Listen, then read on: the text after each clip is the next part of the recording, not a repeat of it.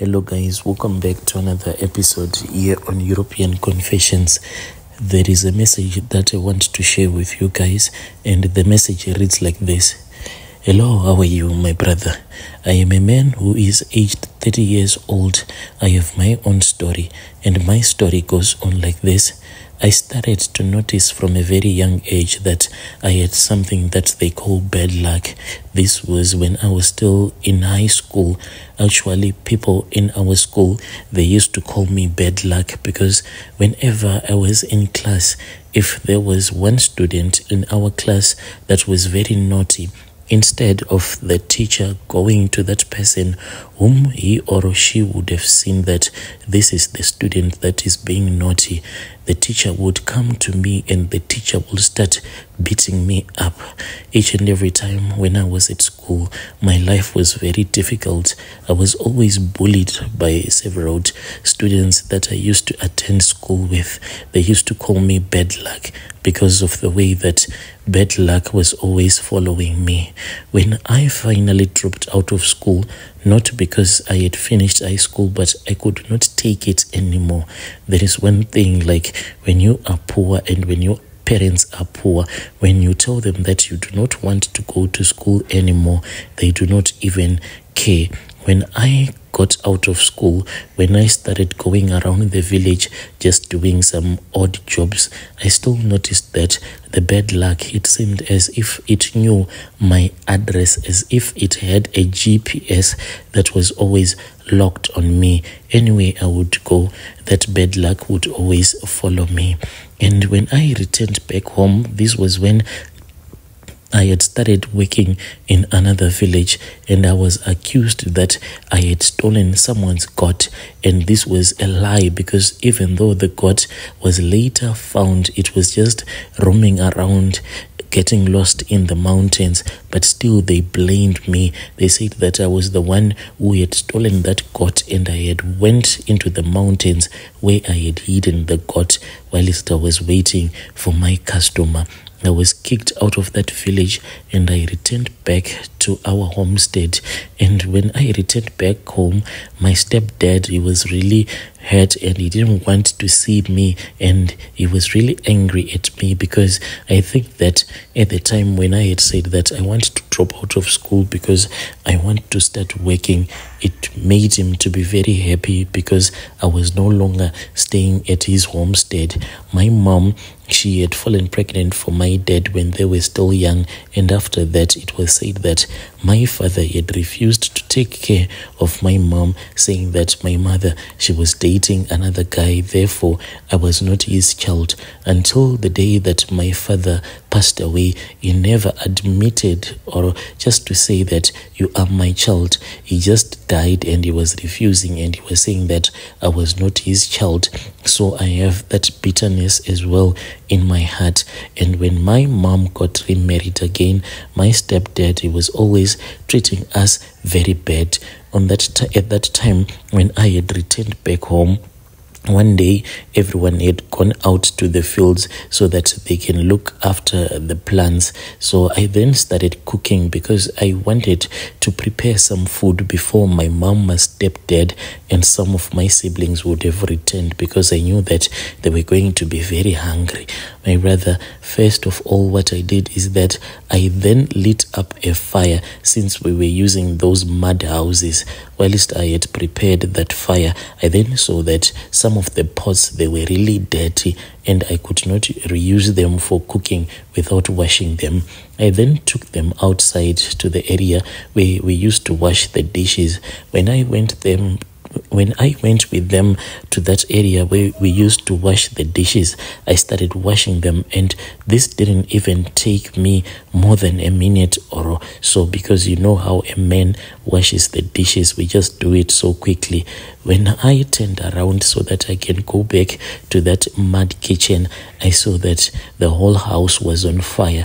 The thatch roof, it had gotten The thatch roof, it had catched the fire and it was burning to the ground with all the property that was inside. Everything was just burning.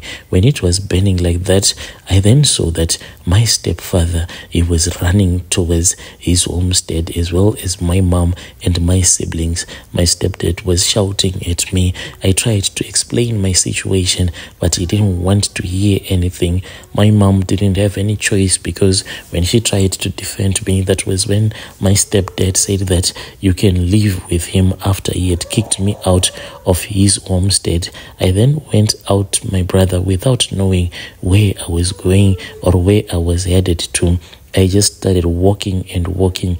Anyone that would offer me a lift, I'll just get into the car, and whenever the person would have dropped me, life will just continue. I then reached the city. Whilst I was in the city, it was quite easy for me to find a job, and I started working as a gardener. And the people that I was working for, they were not paying me a good salary. They were just giving me something that was really basic. I then found out that this was the reason why I had found a job as a gardener so quickly, because in the neighborhood where I was working, even though the people were wealthy, but they had the habit of mistreating their gardeners. Anyway, my brother, I kept on working in that neighborhood where a lot of wealthy people were staying. What my boss's wife started to do to me is that she started seducing me. Whenever a husband was at work, she would call me. Usually, she would call me to her bedroom, and she will say that, can you please come and help me?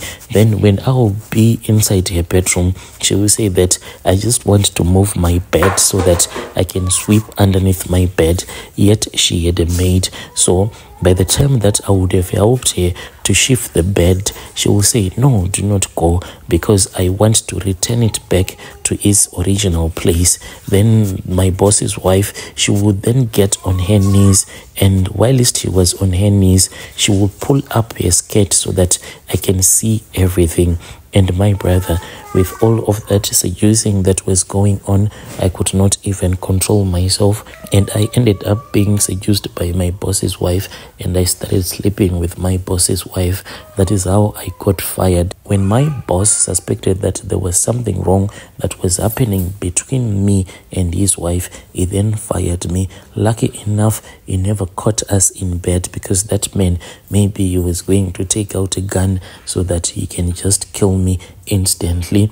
After that, my brother, when I had been fired, I found myself living on the street again, and this time around, there was no hope. That was when I said, maybe it is far much better that I end my life. But there was always that small beacon of light that was always following me. Whilst I was walking around, I then met this other woman. She had a small vegetable market. She stopped me and she said, can you please help me to carry some of my item?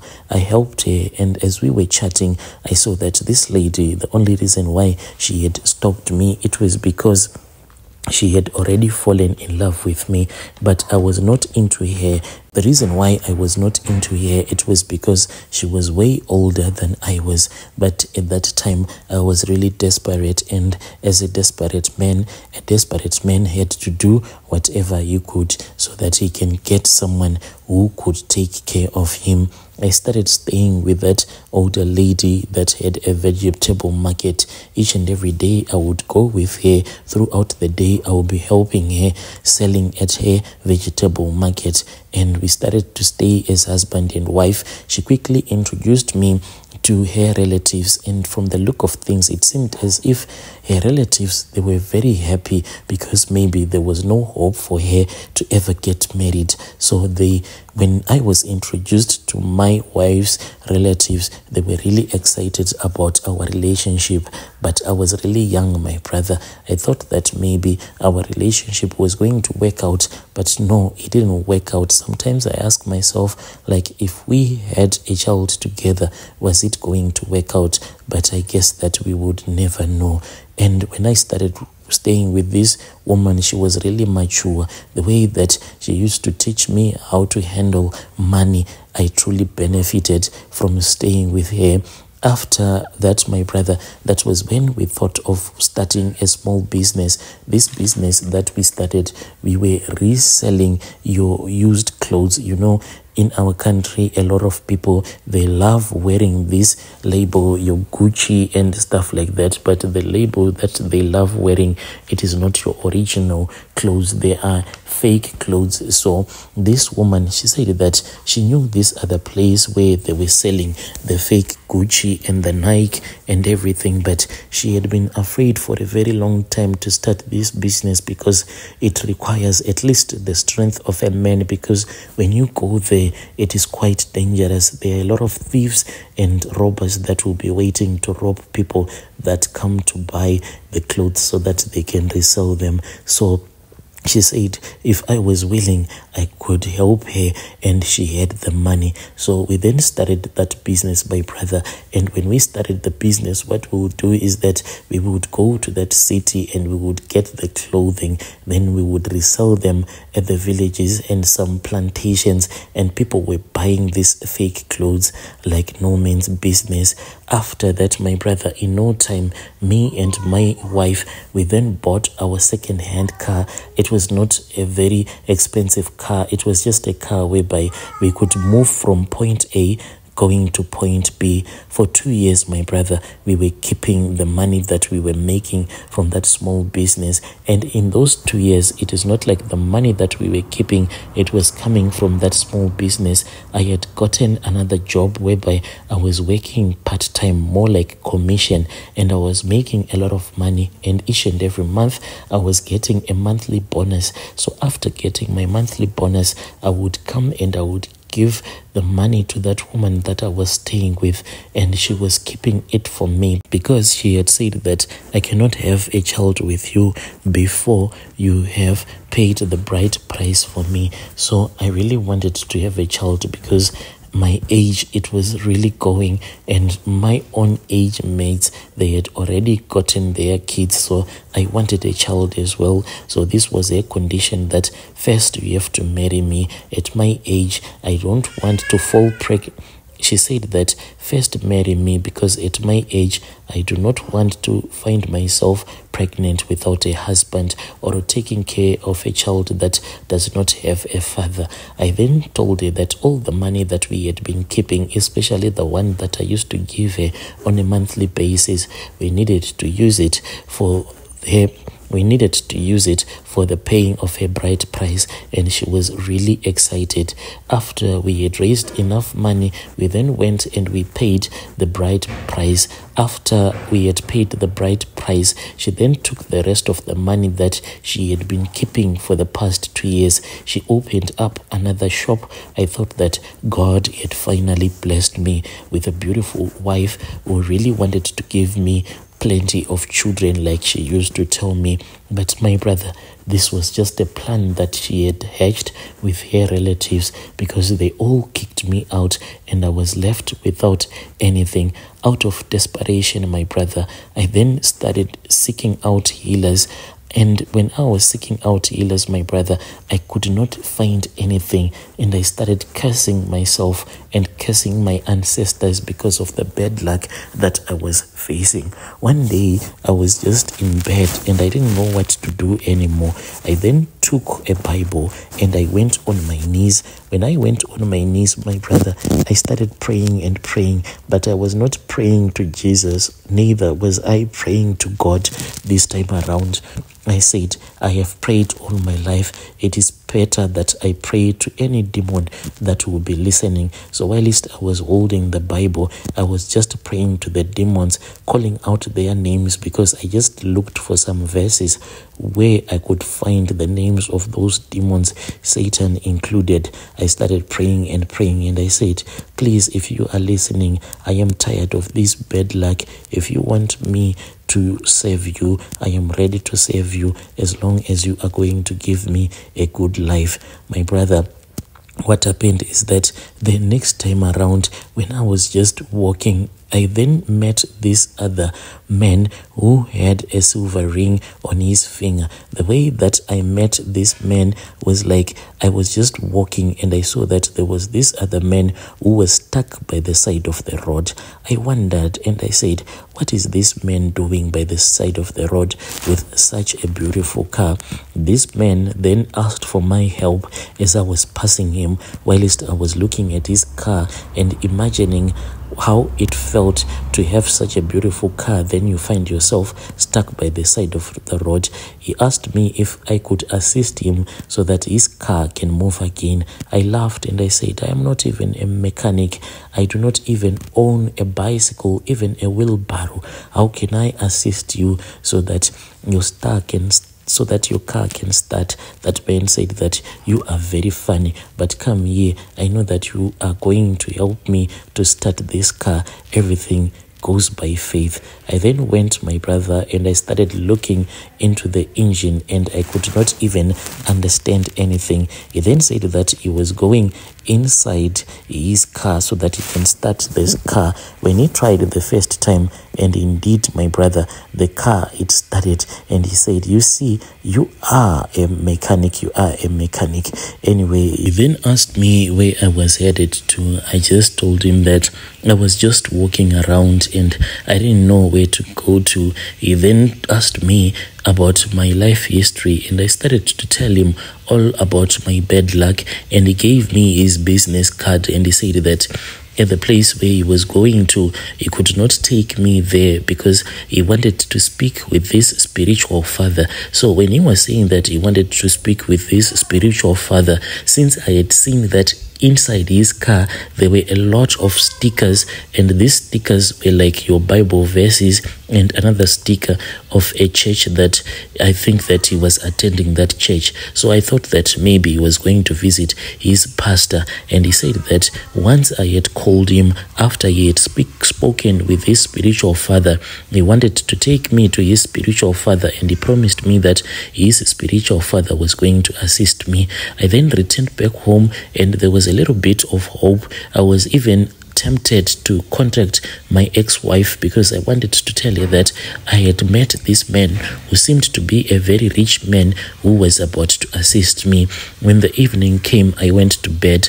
On that night, my brother, I suddenly woke up and I saw that in my bedroom there was a very beautiful man. This man, he was muscular and very handsome. He then said to me, follow me. So I woke up. This was happening in my dream. When I started following that handsome man, I then realized that this man, he had disappeared, and I realized that I was now inside a grave. A few days after that, that was when I just said that let me buy some airtime so that I can contact that old man that I met, the rich one.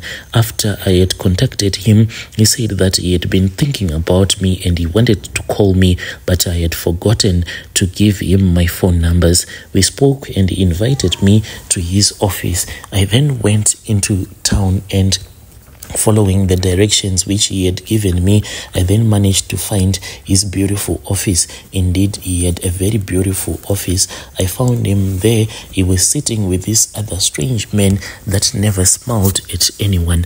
I then later found out that this man was his personal bodyguard. That man told me that his spiritual father had agreed and he had said that he wanted to meet me in person. So that very same day, I was supposed to go with him, and it was going to be a long journey whereby we'll be visiting his spiritual father. Then that wealthy man said that he needed to buy me a few clothes because the way that I was looking, I was just dressed up like a madman. He then gave that man who was his bodyguard some money and said, go and buy him some clothes and food to eat. I do not want him to die along the way. We then went out, and that man, he never spoke with me. The only thing that he would do is that he will just ask me my size, what I want to eat. That was all. He was really stubborn, that man. When we returned back to his boss, we got into the car and we started driving. After we had reached the place where he said that his spiritual father was staying at, I was even amazed, but I was embarrassed to ask him because we were like in the remote areas of our country, and at the place where he was pointing at, there were no houses as such. Those houses, my brother, I think that those were the houses whereby the people who lived a long time ago were using those type of houses whereby they were just cutting down trees, then just making a house from the branches of the tree. They were really embarrassing for a wealthy man to go there and say that this is where my spiritual father was staying. As I was looking around and as I was looking at this man who was a wealthy man, who was now my new friend, I said, if he showed compassion to me, why doesn't he feel sorry for this man whom he calls his spiritual father? But after we had entered inside one of those houses, I then found out that this man, he was a voodoo priest that was standing in front of me, because there were a lot of skulls. Some of them, they were like your animal skulls. Some of them you could not even understand if they were human skulls or what. We were then instructed to sit down, and he then started saying that this is the prophet that I have been telling you about.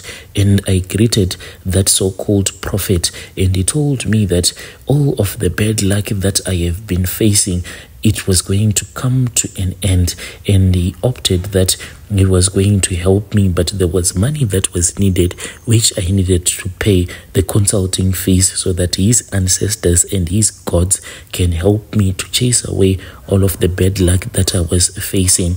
I said, I do not have any money at all. I am really broke. Then my new friend said that he was willing to help me by paying the consulting fees